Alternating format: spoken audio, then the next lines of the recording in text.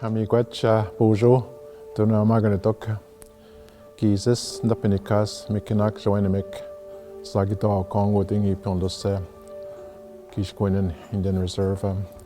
So my English name is Harry Bone. I'm from Kishquinin First Nation, by Riding Mountain National Park in Treaty 2, that's where I'm from. One of the things that I really believe is our languages.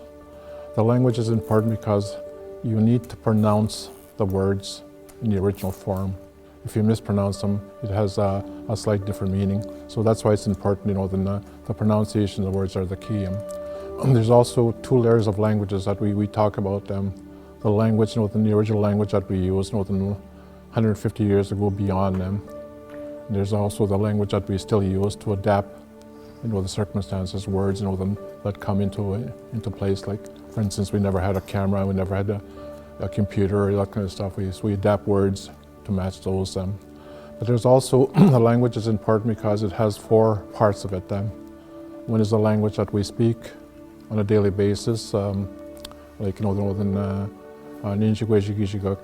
are you, how are you, that kind of stuff. The second language is the language that we use for our prayers, the prayers that you heard, the pipe, the carriers that were doing the prayers, those kind of prayers, the language. But there's also the prayers that you'll hear, very sacred teachings, and one in particular, the Shaking Tent ceremony.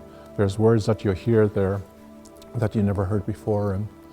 But our hope is always in the young people, because the young people have dreams. So in other words, our languages will never die, as long as our young people are starting to raise these issues, because they have dreams, and the dreams come through our languages. So I think that's important.